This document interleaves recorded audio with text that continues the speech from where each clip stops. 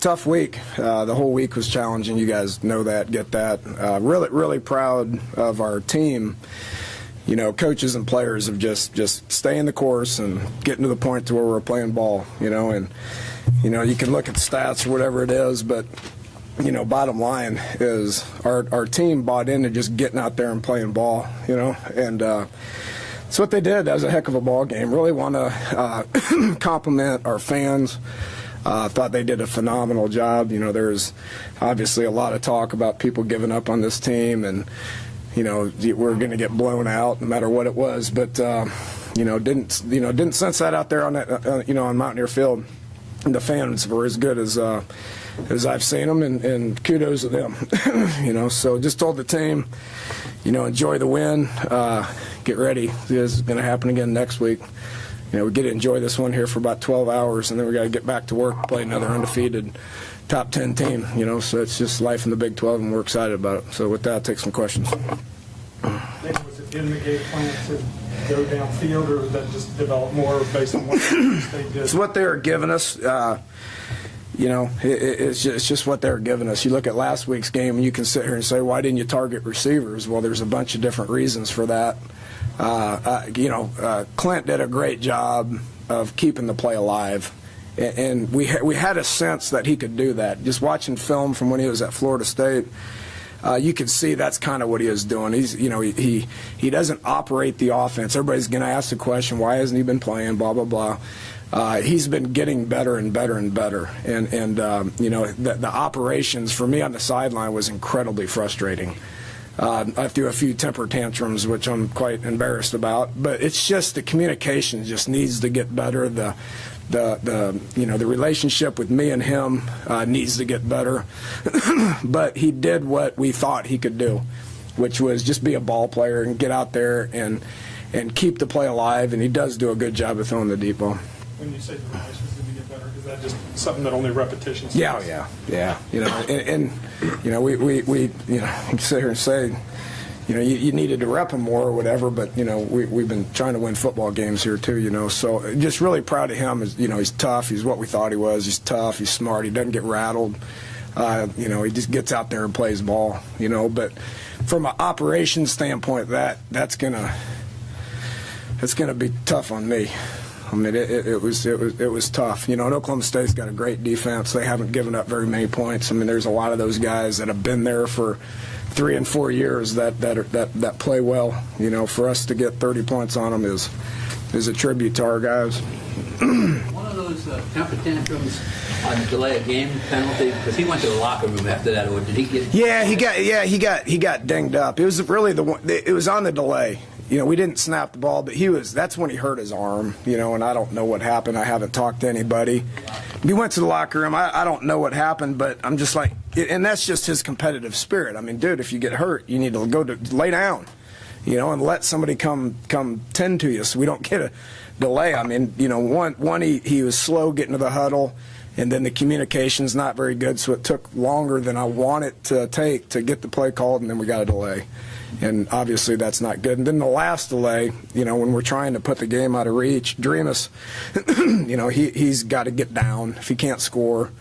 That was mistake number one. And then we subbed, which we should have subbed. And then he's staring at the play clock, and he just let it go down. I don't know what to say. I got to coach him better.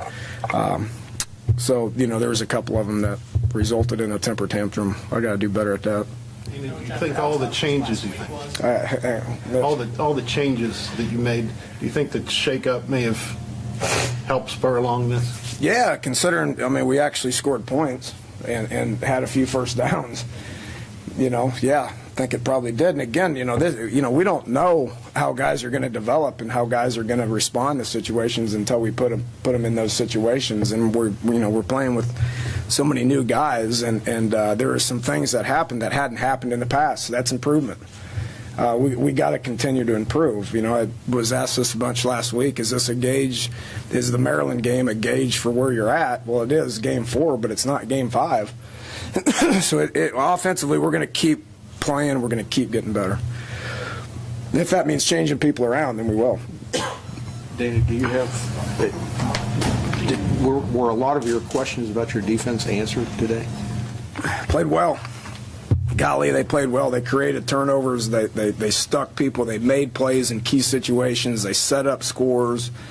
They held a team to 21 points that probably hasn't been held to 21 points for quite some time. They played well. They played really well. We played really well defensively. We played okay offensively. Special teams, we got issues we got to get sorted out. Coach, after how tough this last week was, like you mentioned, what was it like that final minute for this coaching staff? I think we saw Coach Peterson's best vertical leap all year.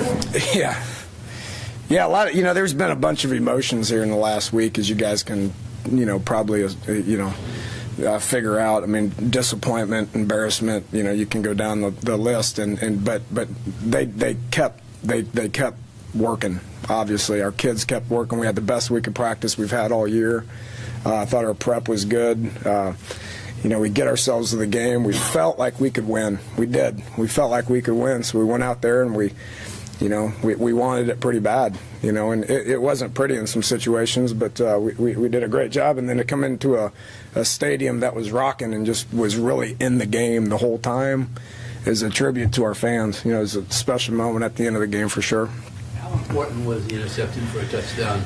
Yeah, it was huge.